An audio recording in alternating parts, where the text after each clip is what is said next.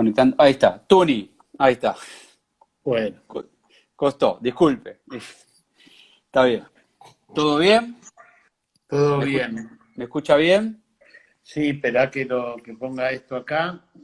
Sí. Dale. Está torcido, está al revés usted. Eh, Está de costado. Ahí está. A ver. ¿Así? No, también está de costado. Tiene que Hay que darlo. ponerlo Ahí. así. Ah, ¿Me sí. escucha bien? Bueno, sí, Ahí espera me que ve bien. ponga esto acá. Sí, sí, te veo bien. Dale. Per- Está Perfecto. torcido, está al revés usted. Si puede Ya, bajar la computadora porque se bye. escucha el eco. Ahora, Ahí está perfecto. Ahí está perfecto. Bueno, Tony Coleman, muchísimas gracias por prestarse a la charla. Quiero agradecer a mi amigo y también amigo suyo, Daniela Moreo, que fue quien hizo el contacto con usted. Bueno, Tony Coleman, periodista, página 12, C5N. Eh, Daniel me dijo, mirá que la tiene muy clara con la AMIA, estudiate bien todo, así que dice acá, un machete es una telaraña en serio, lo de la AMIA, bastante, vamos a ver si podemos hablar de varias cosas de la AMIA. Pero antes que nada, pregunta obligada, ¿cómo la está pasando en la cuarentena? bueno, día 124 para mí, porque edad de riesgo mayor de 60, entonces entré en cuarentena un poquito antes. Me la banco bien porque trabajo, salgo en C5N todas las mañanas, dos, tres veces, y después en Canal 9 al mediodía, y después escribo para Página 12 casi todos los días. Entonces, qué sé yo, me entretengo trabajando, estoy leyendo la autobiografía de Woody Allen, que es muy entretenida, y estoy viendo una serie, no soy muy adicto a ver series, pero estoy viendo una serie sobre el ataque contra las Torres Gemelas, que está muy bien, se llama The Looming Tower. ¿Está bien hecha? ¿Está buena? Está muy bien hecha, yo ya había leído el libro, había estado el año pasado en Estados Unidos y me lo compré, y es interesante porque sirve de alguna manera también en nuestro tema. Es por qué les colaron, digamos, de eso, cómo es que les colaron un golpe tan tremendo que les provocó 3.000 muertes, les robaron los aviones, los estrellaron contra las torres, y la pelea entre la CIA, es decir, el aparato de inteligencia, que en general no quiere que se detenga a nadie porque no quiere que se destruyan sus redes de información. Entonces no quieren que la red de Bin Laden porque le arruina todo el trabajo para encontrar a Bin Laden. Entonces la CIA lo ocultaba al FBI que había tipos de Al-Qaeda, de Bin Laden en Estados Unidos y que estaban practicando manejar aviones. Entonces, la CIA le ocultaba eso al FBI, el FBI estaba enojadísimo y bueno, se les cuela el atentado por eso, porque por una interna entre ellos, por líos entre ellos. Es algo que está pasando ahora en la Argentina con la causa del espionaje. Los policías Claro. declaran todos contra los agentes de inteligencia y los agentes de inteligencia declaran contra los policías. Se están matando. Hay que ver cómo va a terminar eso. Mm. Tenemos para largo. Bueno, vamos por el tema que ahora el sábado se cumplen 26 años del atentado a la AMIA. Pregunta general, ¿qué pasó el 18 de julio de 1994? A ver, o arranquemos por esa pregunta amplia. Y hay algunas cosas que sabemos y algunas cosas que no sabemos. Las cosas que sabemos a esta altura me parece, pese a que hay algunos colegas que no lo creen, es que se usó una camioneta Traffic, se la cargó con explosivos y esa camioneta la empujaron, digamos, o la llevaron contra la AMIA. 18 de julio, el primer día de las vacaciones de invierno, había muy poca gente en la calle, era invierno, y eso es lo que sabemos. Sabemos que es una camioneta Traffic porque en los cuerpos se encontraron pedacitos, en los cuerpos de las víctimas, pedacitos de metal que después se le hizo, después de la muerte de Nisman recién, se le hizo un estudio con un microscopio de barrido electrónico, que es algo muy moderno, y eso se sabe. Y después se sabe otra cosa, que es que además de las 85 víctimas hay restos de otra persona que podría ser un suicida. No sabemos quién es el suicida, no sabemos cómo entró a la Argentina, no sabemos de dónde salieron los explosivos. En verdad, de los hechos concretos sabemos poco. Todo esto que está contando fue después de la muerte de Nisman. Esto mostrando la inacción de fiscal Nisman a cargo de la causa. Porque esto en pocos meses hicieron esto los fiscales. En 6 meses, creo, si Sí, no me equivoco. sí, sí. Básicamente lo que ocurrió es que Nisman estaba muy alineado con la derecha de Estados Unidos y con la derecha de Israel. Entonces, eh, a, a Nisman, a la derecha de Estados Unidos y de Israel, y en su momento a algún gobierno argentino, le importaba acusar a Irán de todo esto, y entonces muchos no avanzaron en la investigación porque decían, bueno, ya está instalado que fue Irán y punto, y dejamos esto así como está. Entonces mucho no avanzó Nisman, nunca quiso usar genética, por ejemplo, nunca quiso usar el barrido electrónico, nunca quiso usar mucho porque pensaba que por ahí le arruinaba su historia, digamos, todo lo que es su hipótesis. De manera que él se dedicaba esencialmente a viajar, a dar cursos, a mostrarse como un experto en terrorismo, y laburaba poco. Los familiares lo querían echar porque decían viaja mucho, trabaja poco. Bueno, aparte de eso, Santiago O'Donnell en Angelix mostró los cables de que iban a la embajada de Estados Unidos a decir paso a paso lo que hacía. Inclusive una vez fue y pidió perdón por no haber avisado el supuesto encarcelamiento del expresidente Menem. Exactamente, sí, él estaba muy alineado, viajaba mucho a Estados Unidos. La plata que le aparece en las cuentas y que no está declarada, $660.000, que es lo que sabemos hasta ahora, en una cuenta en Nueva York, dinero en Uruguay, propiedades en Uruguay, propiedades aquí, todo eso no declarado, da la impresión que venían de sponsors, por llamarlos de alguna manera, en Estados Unidos y en Israel. Un uso de sponsor puede ser Paul Singer. Paul Singer. Sí, sí, porque la derecha republicana, efectivamente, un beso, Belén, amo a Belén. Entonces, básicamente, mi jefe, Jorge Bonafont, es el productor general, me tengo que portar bien, eh, es el productor general de las mañanas de C5N. Listo, Un hay que crack, portarse bien. Hay que un portarse crack. bien, perfecto. Exactamente.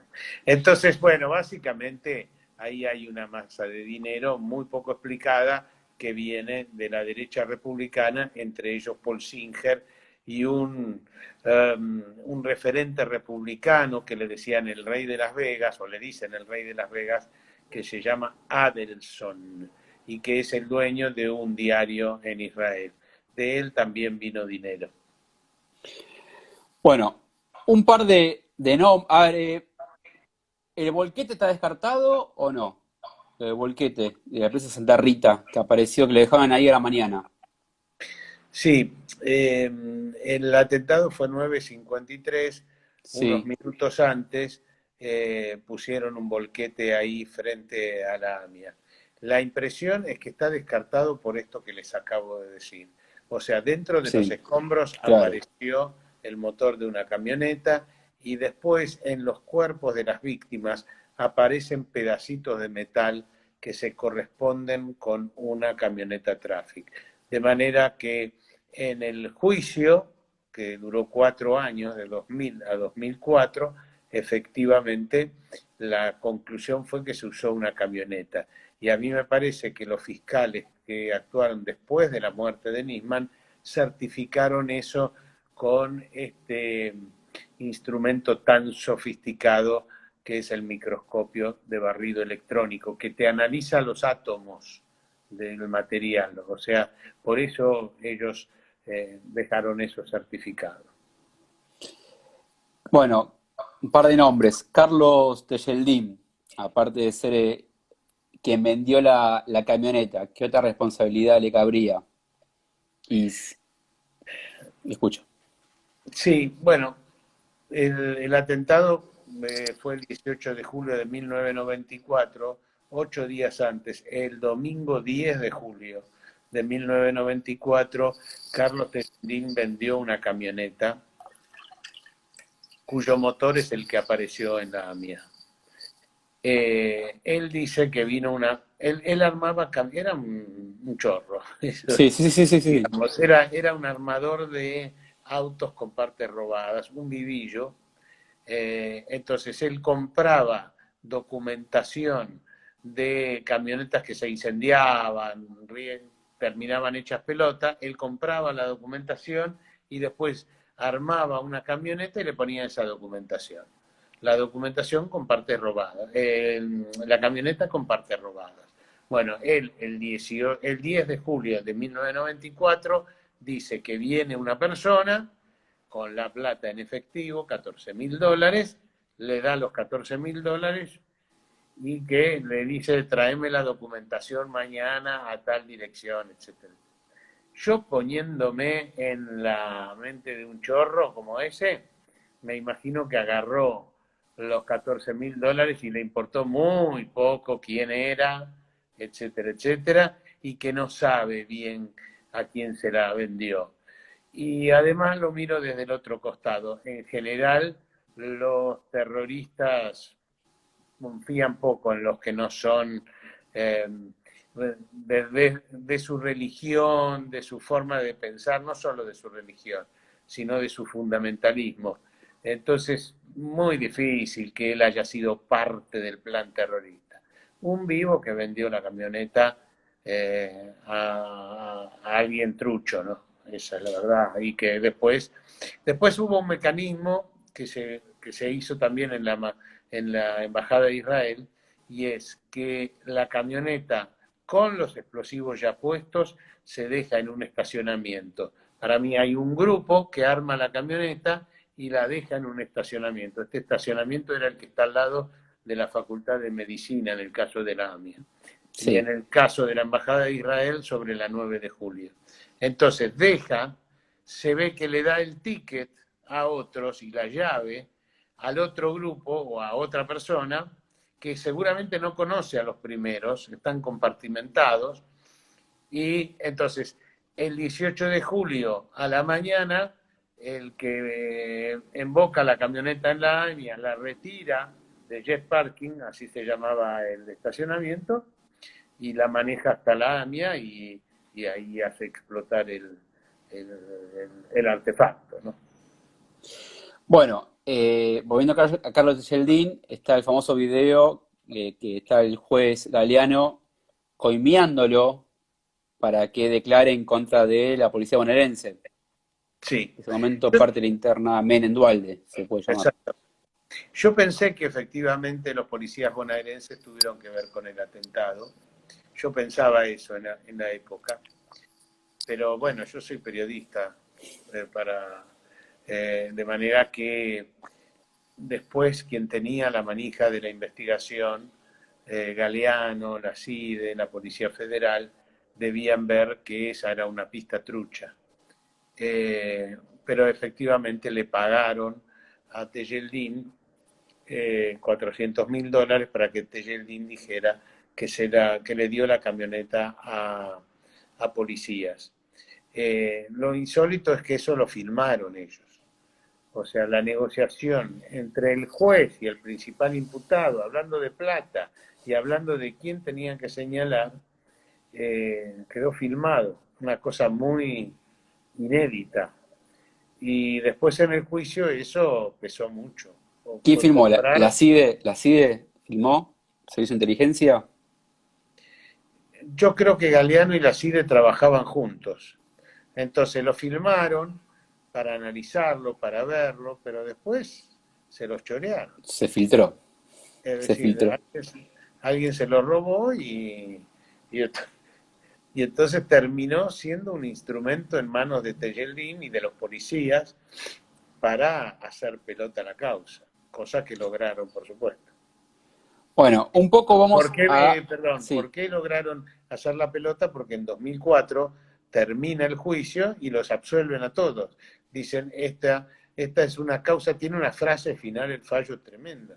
Dice, la investigación fue un armado de políticos inescrupulosos. Eso dice. fa. O sea, los hace pelota. El tribunal los hace pelota y eso hace pelota la investigación. Sí, perdón. No, no, quería volver a la parte geopolítica, al armado de buscar el culpable, de toda manera buscar lo que sea Irán. La famosa pista siria. Mm. O sea, La ah, verdad que es muy difícil pronunciarse sobre quién estuvo detrás del atentado cuando vos no tenés a los autores materiales. Por ejemplo, en las Torres Gemelas, vos tuviste, fue un atentado distinto, etcétera, etcétera, pero tuviste a los 19 que estaban identificados rápidamente, a los 19 que estaban en los aviones, a los 19 terroristas, entonces empezaste a rastrear de dónde vinieron, si estuvieron en Afganistán, si estuvieron con Bin Laden, etcétera, etcétera, y rastreaste una historia. Eh, para nosotros los humildes ciudadanos es difícil saber si la historia que nos contaron es verdad o no, pero la verdad es que ellos tenían 19 tipos, los rastrearon, vieron en todos los lugares que estuvieron y construyeron un autor intelectual. En cambio nosotros acá no tenemos nada, no tenemos ni de dónde salieron los explosivos, ni dónde armaron la camioneta, ni quién llevó la camioneta a la AMIA, ni nada tenemos. Entonces es un poco más difícil. Eh, yo igual te diría, con lo poco que sé de este asunto, yo te diría lo siguiente. En esa época hubo un atentado en las Torres Gemelas, un sí. atentado que fue medio fallido, porque querían tirar abajo las Torres Gemelas, como después lo lograron, y ese atentado se descubrió que lo hizo un grupito de Nueva York, de islámicos fundamentalistas de Nueva York. O sea que por ahí no se necesitó una nación detrás, una gran organización detrás, sino que eran pequeños grupos. Después se repitió en Inglaterra cuando mataron gente en los autobuses y últimamente también se ve un poco más en Europa que gente de una determinada mezquita se junta, se radicaliza y hacen un atentado. Tenían algún contacto con el Estado Islámico. Pero lo que te quiero decir es, no es 100% seguro que el gobierno de Irán o el gobierno de Siria hayan perpetrado, hayan estado detrás del atentado. No es posta a posta. Pero bueno, hay algunos elementos que apuntan a Siria, Mm. sobre todo un hombre que ahora, Alcázar puede ser uno. bueno, ya te voy a decir. Bueno, este hombre vivía en la Constitución. Sí, estoy buscando Eh, el nombre, espera que acá tengo un mapa. Ya sé, sí. sí, sí. Bueno, este hombre, lo concreto es que ese camión que llevó el volquete pasó por la casa de él en la calle Constitución. En, la, eh, en el recorrido, en la hoja de ruta de ese camión, estaba ese domicilio de la calle Constitución. Y ese hombre registra una llamada a Tejeldín. O sea, hay una llamada que nunca pudieron explicar de ese hombre a Tejeldín. Entonces, ese hombre lo dieron vuelta como una media, lo investigaron y no le pudieron demostrar nada, aunque tal vez no quisieron demostrarle nada. Por ejemplo, había una orden de allanarlo a las 8 de la mañana, allanaban a las 7 de la tarde, o sea, cuando ya estaba avivado de que venía el allanamiento, etcétera, etcétera. Este Alberto es el, Canún-Edul, exactamente, Albertito Canoredú. que ahí está metido el Fino Palacios, que fue el que retrasó el Sí, allanamiento, un par de sí, horitas. y además el padre de Albertito, que se llamaba Alberto, era amigo de la familia Menem, y entonces Alberto padre va a la Casa Rosada y habla con, creo recordar que es Emir Menem, con uno de los hermanos Menem, y entonces eso demora mucho el allanamiento. Ahí hay una cosa rara, los norteamericanos cuando revisaron la investigación argentina dijeron, hermano, esto está muy poco explotado, muy poco investigado. Y del lado iraní hay un tema que es que el agregado cultural Mohsen Rabbani le echan la culpa. Yo no veo demasiada prueba contra él, pero bueno, los servicios de inteligencia le echan la culpa a él. O sea, no hay para definirse mucho entre Irán, Siria, Siria claro. y un grupito chiquito con algún contenido brasileño, ¿eh? Algún contenido brasileño tiene porque se usó un documento brasileño. Bueno, mm, la verdad que como está todo mal investigado no sabemos nada, sabemos poco, es poco sólido. En su momento había un programa de Jorge Danate llamado ¿Por qué?, que lo producía Luis Majul, y él hablaba de la venganza siria, la venganza árabe, que entonces relaciona la embajada de Israel, el atentado de la embajada de Israel, la AMIA y la muerte de Carlitos Jr. como venganzas, porque en teoría Menem no cumplió con algunas promesas. Mm. Son hipótesis también, porque no hay Claro, nada probado. es que no, la verdad que no escribí ningún libro sobre el tema, entre otras cosas porque no lo tengo claro, ¿no? Ah, Si y tuviera, la pregunta de Raúl Gianone, si escribiste un libro sobre eso, ¿no? sí, no escribí porque la verdad que no, todo lo que podría hacer es plantear dudas. También sirve, pero en verdad tengo poca paciencia para escribir libros. O Ah, sea, soy medio perfeccionista, entonces el único libro que escribí sobre banditas nazis, etcétera, etcétera, tardé 2 años en escribirlo. Tiene 120 páginas y tardé 2 años en escribirlo con todo un equipo. Entonces, la verdad que no tengo paciencia. Prefiero agarrar lo que tengo y escribirlo en el diario notas, claro.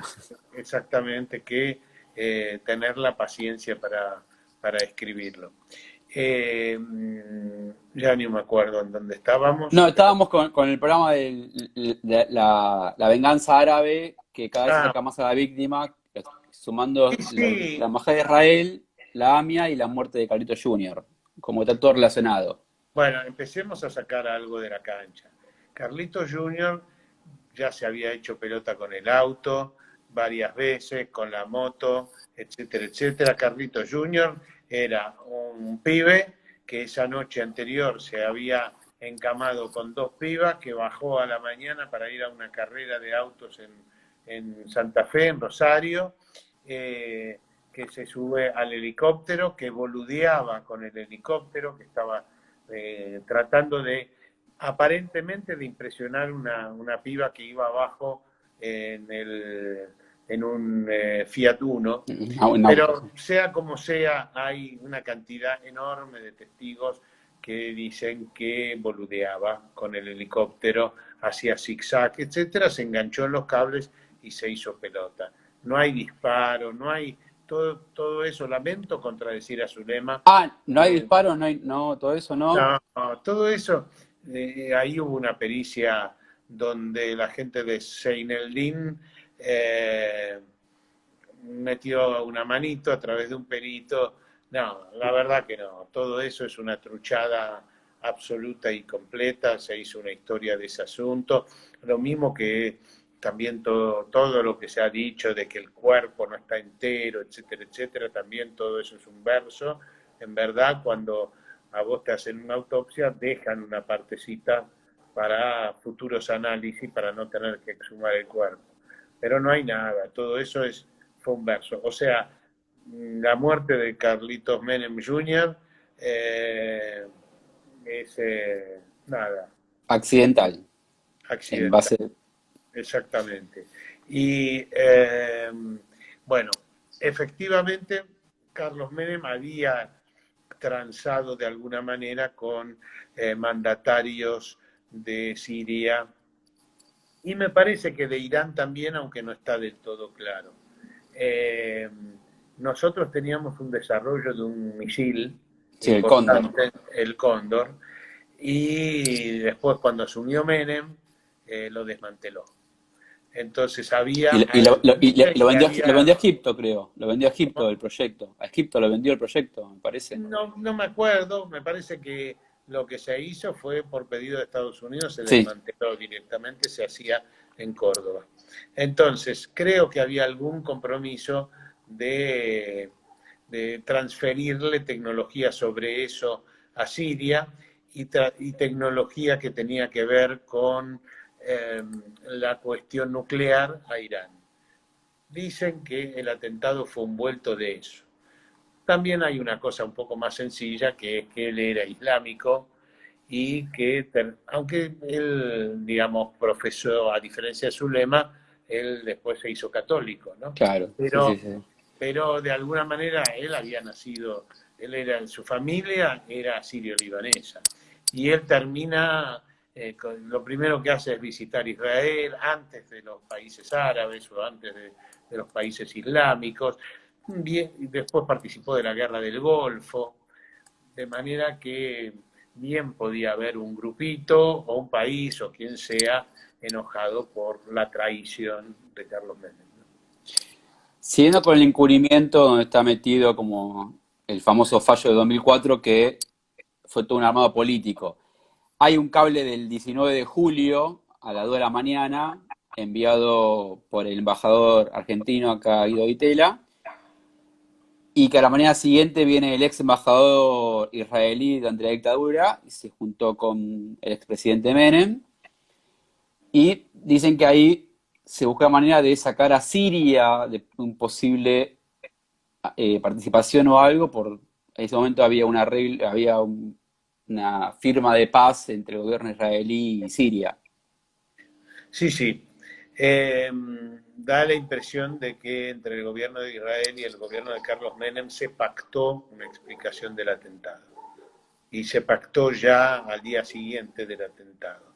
Antes de esperar pericias, antes de esperar todo, se pactó que el atentado fue obra de Irán.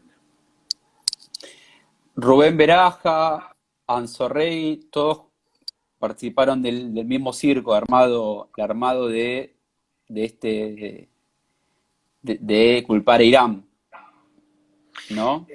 Sí, es que la política, la geopolítica, mejor dicho, maneja todo esto de alguna manera. Entonces, la verdad que Anzoregui o quien fuera el gobierno de Carlos Menem estaba alineado con Estados Unidos y con Israel en ese momento, y así siguió siendo durante bastante tiempo. Cuando Cristina Fernández de Kirchner empezó a sacar los pies de la partitura y dijo, bueno, vamos a ir a Teherán a escuchar lo que tienen para decir los sospechosos, se armó una recontrarrepodrida, la terminaron acusando por traición a la Traicionada paz. patria,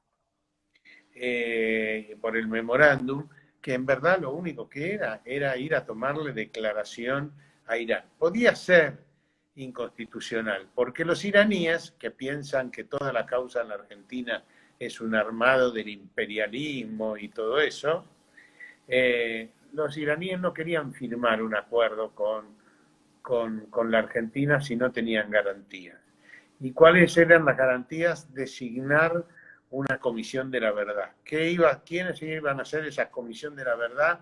Iban a ser 5 juristas internacionales, ninguno iraní y ninguno argentino, 2 elegidos por Irán, 2 elegidos por la Argentina y 1 elegido de común acuerdo, que sería el presidente. Entonces, esa comisión de la verdad, que era medio difusa y qué sé yo, ya el nombre era medio jodido para la justicia argentina. No, es el juez el que dictamina. ¿Qué comisión de la verdad? ¿De dónde lo sacaron a esto? Entonces, nada, todo, sobre todo por el alineamiento político con Estados Unidos, sacaron de la galera rápidamente que eso era inconstitucional, que era una intromisión en la justicia argentina, etcétera, etcétera, y lo declararon inconstitucional. Ahora, eso era una cosa. Declarar algo inconstitucional, te lo tomo. Podías decir que el memorándum era una porquería, podías decir.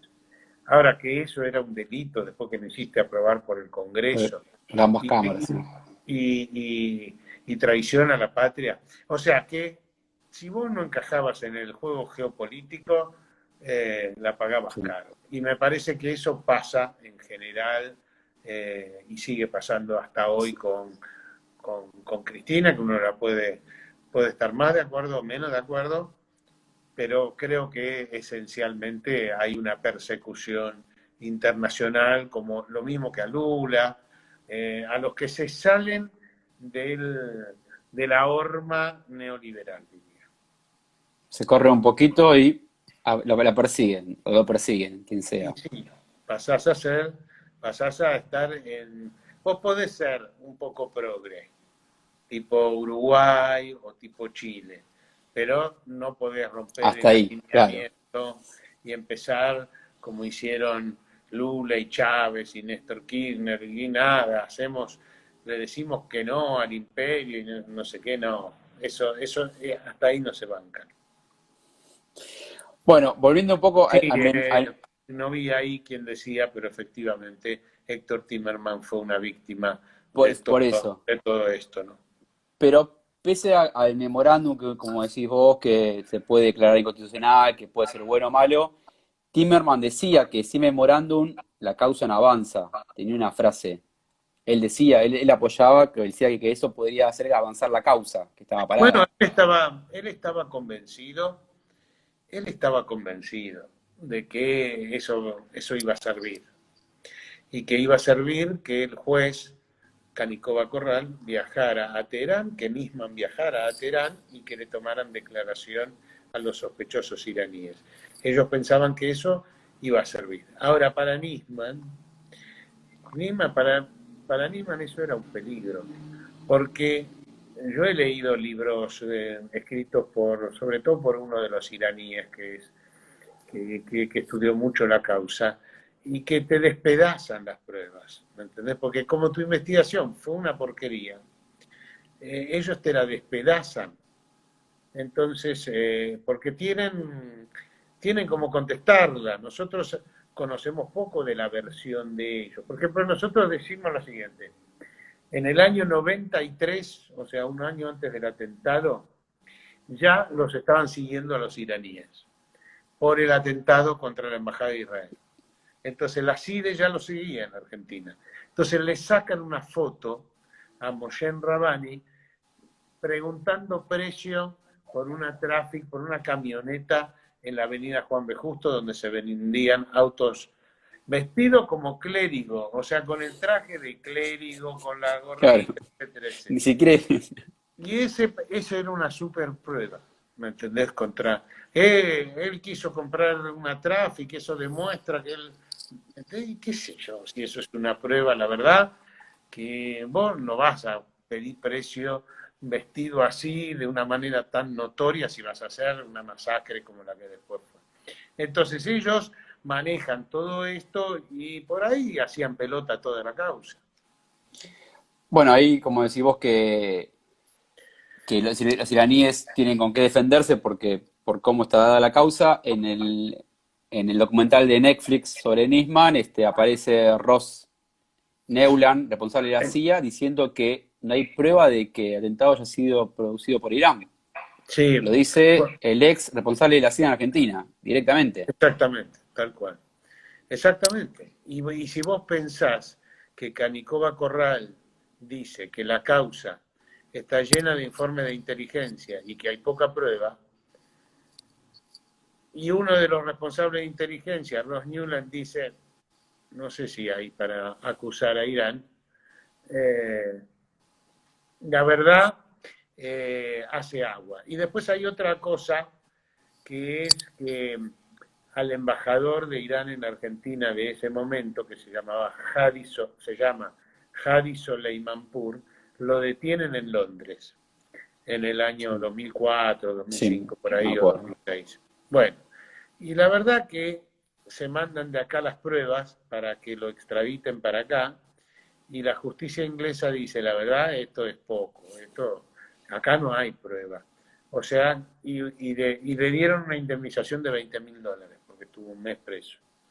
Entonces, la verdad, la prueba no es muy sólida. Eso es lo que tenemos que decir. Ahora, después citaba la acusación de, en teoría, de que fue Irán eh, y se acusa al ex agregado cultural iraní, ¿no? Monser Rabbani, ¿por qué se permitió que esté acá 4 años más en Argentina viviendo tranquilo, sin problemas, y en teoría era el principal acusado? Sí, sí, tal cual. Tal cual. Es decir, en teoría era el que organizó, el que ideó, el que supervisó el atentado. Y sin embargo siguió acá durante bastante tiempo, después se fue a Irán, pero estuvo acá durante bastante tiempo. Bueno, una vez que ahora dentro de poquito parece que van a permitir que Ronald Noble pueda testificar diciendo que nunca se pidió la caída de las alertas rojas, por lo cual caería la causa de memorándum. ¿Qué queda de la AMI hoy por hoy? A ver, porque todavía, o sea, como decís vos, o sea, pasaron 26 años, no sabemos bien quién fue, se plantaron pruebas por todos lados, está relacionado a toda la geopolítica, los servicios de inteligencia, no hay nada, lo de memorándum fue parte, como decís vos, por un tema para pegarle al gobierno de Cristina, por un tema geopolítico. ¿Qué va a quedar? ¿Qué va a quedar Y para... es muy difícil, 26 años después, es muy difícil encontrar pruebas, a menos que de golpe aparezca un arrepentido que encima sea creíble y que cuente cosas que realmente sean importantes. Mira, la investigación oficial cree que el gestor, el que como una especie de gerente del atentado, fue dicen que libanés, no saben bien tampoco, que se llama Salman El Reda. Salomón Salman El Reda. Sí. Bueno, están tratando de ver si lo detiene. Primero están tratando de saber cómo se llama, porque no está muy claro cómo se llama. Y tampoco se sabe dónde está. En principio se supone que está en el Líbano. Pero el Apareció una Líbano no. foto, apareció una foto de él suministrada por Exactamente. Paraguay, pero Claro. El tipo, hay que reconocer que el tipo es un tipo raro. Aparece con varios nombres, tenía pasaporte colombiano, tuvo pasaporte paraguayo, o sea, da para investigarlo al tipo. Entonces, pero nadie sabe bien dónde está el hombre. Vos sabés que hace, te diría, 3 semanas, me dicen un fin de semana, estamos por detener a Samuel Salman El Reda. Ah, la pelota. Está en la triple frontera y lo vamos a detener. Ah, bueno. Pero después resultó que era nada, que era verso, que no, que no. Bueno, ahí tienen una expectativa de ver si pueden avanzar con ese nombre. Pero insisto, 26 años después, es probable que agarres a Samuel Salman El Reda y te diga, yo estaba en Indonesia el 18 de julio y anda a probarle lo contrario. Es decir, es muy difícil probar algo si vos no tenés las cosas más elementales. Y nosotros no tenemos las cosas más elementales. Esa es la situación. O sea, Mirá, además seguro hay ahí, sí. Sí, sí, sí, ¿cómo? Disculpe. en el atentado a las Torres Gemelas, fue tan maga toda la investigación norteamericana previa para evitarlo, que los tipos detienen a un fundamentalista que se llamaba Musawi, que estaba aprendiendo a andar en una escuela de aviación. Le resulta raro el tipo. Le resulta raro porque el tipo no. Porque, viste, lo más difícil de la aviación parece que es aprender a aterrizar un avión. Y el Sí. tipo dice: No, yo no necesito aprender a aterrizar el avión. ¿Cómo que no necesitas aprender a.? Bueno, el tipo les empezó a resultar raro y lo detienen antes del 11 de septiembre. Bueno, o sea, ellos tienen un tipo, tienen gente, tienen pruebas sólidas.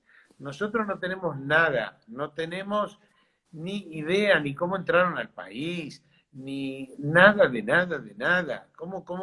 ¿De dónde sacaron los explosivos? ¿Dónde guardaron la camioneta entre el 10 de julio y el 18 de julio? No sabemos nada. Entonces es muy difícil. Va a venir Salman el Reda y va a decir: No, yo no tuve nada que ver, me persiguieron y yo no tuve nada que ver. No va a ser fácil probárselo, ¿eh? Bueno, 2015-2019, la actuación de la UFI durante la gestión de Cambiemos. Al No, principio ahí, estaba Cimademilla, a cargo Mario Cimadevilla, que se a fue, ver, hay una primera etapa en la que después de la muerte de Alberto Nisman, eh, Alejandra Gils Carbó designa tres, eh, tres fiscales muy buenos, que avanzaron en la investigación, como contamos antes. sí, Ahí le mando un abrazo a Diego Lagomarsino que nos está escuchando. Lo de jet parking lo conté hace un ratito. La impresión es que dejaron la camioneta para el atentado, lo dejó una célula ahí ya con los explosivos cargados y el pase fue del ticket más, más la llave, porque la camioneta la estacionaron el viernes, que era 15 de julio, y la retiraron el 18 de julio. En los dos atentados fue el mismo mecanismo. El de la Embajada de Israel fue igual. Dejaron la camioneta con los explosivos en un estacionamiento de la 9 de julio y antes del atentado lo retiró alguien, ya estaba cargado con los explosivos y la hizo explotar. Bueno, y en este caso, en el del 18 de julio, la dejaron en este estacionamiento que se llama Jet Parking, al lado de la Facultad de Medicina.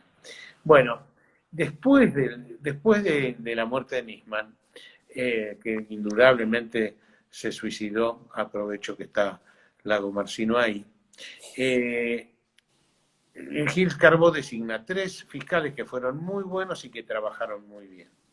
Después, fíjense que fue tan desprolija la investigación de Nisman que tenía un fallecido sin identificar. O sea, ustedes piensen que en 2015 habían pasado 15, 6, 21 años ya 21 del años, sí. atentado y no tenía identificado uno de los cuerpos.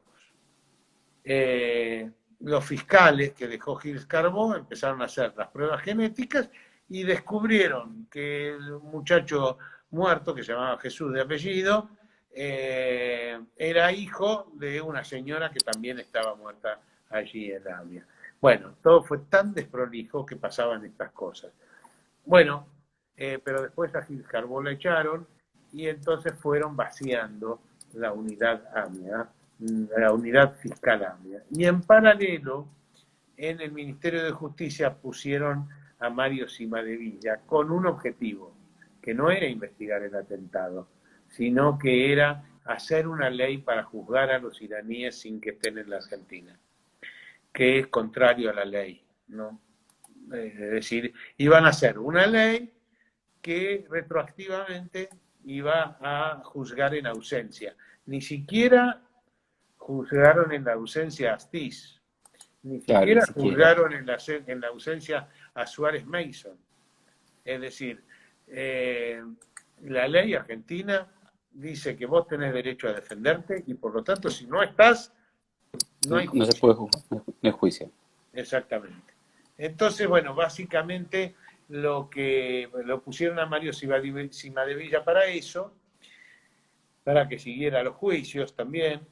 Y Mario Cimadevilla se salió del libreto y dijo todo esto es un armado ridículo, no hay pruebas contra Irán, pateó el tablero por todos lados y terminó acusándolo a Mauricio Macri de ser encubridor también. En el Y a Garabano, juicio, sí. en el juicio los abogados que estaban allí de la unidad AMIA del Ministerio de Justicia estaban listos para acusar a todo el mundo y el ministro Garabano los sacó y los cambió por unos que fueran muy benevolentes con los acusados, que eran todos amigos del macrismo. El Fino Palacios, por ejemplo, era un amigo de Mauricio Macri, que todos eran los fiscales Mullen y Barbaquia eran amigos de Garabano y así sucesivamente. Ahí está la O famosa sea que llamada de se Michetti. perdieron 4 años, no se hizo un corno, pero tampoco le puedo echar la culpa de nada porque honestamente en 26 años Claro. estuvieron 4 años después de que habían pasado más de 20 años. Bueno, ahora Alberto Fernández, el 1 de marzo, pidió que todos los documentos que hay en la AFI salgan a la luz, se Déjame investiguen. Sí, Déjame contestar esto que pone Pachu. No, los iraníes, digamos, yo no tengo nada en común con el régimen iraní. Me parece deplorable, un régimen muy teocrático. A mí todos los regímenes en los cuales la última palabra la tiene el líder supremo religioso, digamos, es totalmente contrario a mis convicciones. Eh, sí creo que tienen gobiernos mucho más moderados últimamente y que Barack Obama había intentado un arreglo con ellos para buscar que desactiven el programa nuclear y que se había avanzado bien junto con todas las grandes potencias, porque ese acuerdo nuclear lo firmaron todos, Rusia, China, Alemania y Estados Unidos, y ahora Donald Trump lo hizo pelota. Perdóname, volvamos a tu no, pregunta, no, no, pero todo, quería dejar en claro que no tengo nada en común con un régimen que además, viste, sojuzga mucho a las mujeres, pese a que tienen mujeres ministras. no, hablaba de que el 1 de marzo Alberto Fernández pidió que todos los documentos que están en la AFI se den a la luz, se investiguen, se muestren. Ya lo había hecho Néstor Kirchner en el 2003. ¿Hubo nueva documentación o se ocultó en su momento? Sí, todo el tiempo aparecen más papeles y más papeles. Eh, por ejemplo, hay un archivo enorme de la CIDE que ya se trabajó mucho, eh, pero bueno, de alguna manera lo que quiere es que, eh,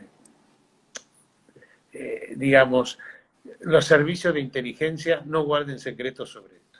Esto es, digamos, lo que dictó ahora Alberto Fernández refuerza esa idea. No tenemos nada que ocultar, viejo. Cuenten todo lo que hay. Si hay algo, cuenten.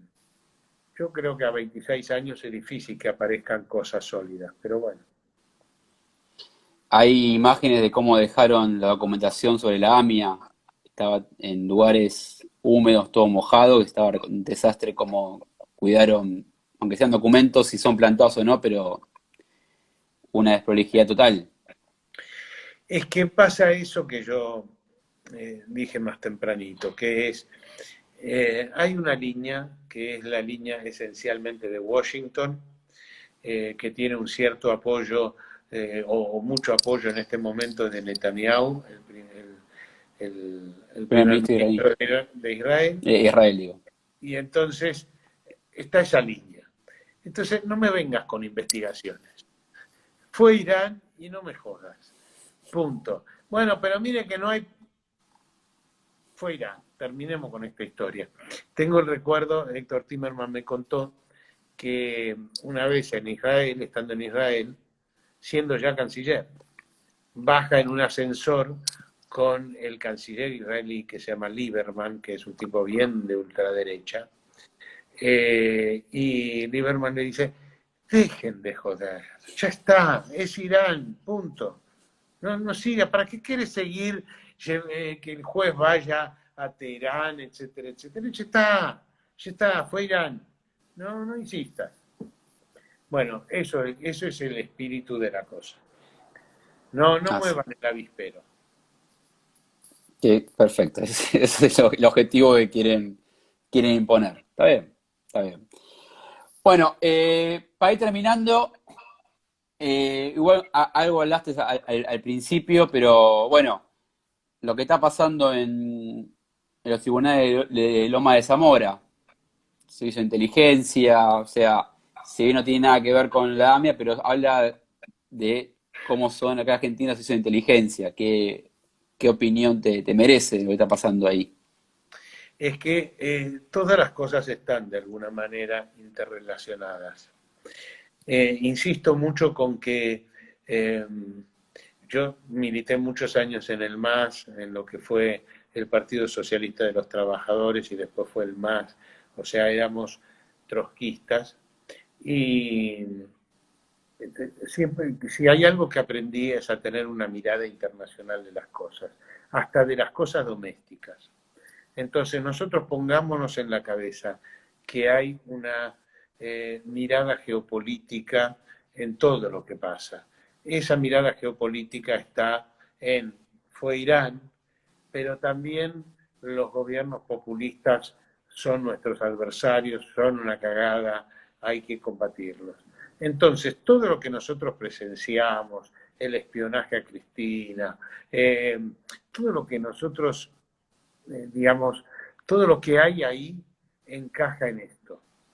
Es el juego geopolítico, en este caso encarnado por el macrismo, pero en Brasil encarnado por Moro, el fiscal Moro, o ahora en Ecuador encarnado con esta ofensiva contra el expresidente Correa, o en Bolivia contra Evo Morales. O sea, hay como una línea que atraviesa todo. Por lo tanto, si un abogado trucho como como Marcelo D'Alessio, arma causas contra el gobierno de Cristina Fernández de Kirchner, que no dudo que hubo casos de corrupción, no Mm. dudo que hubo casos de Tony, corrupción, Tony, como... un segundito.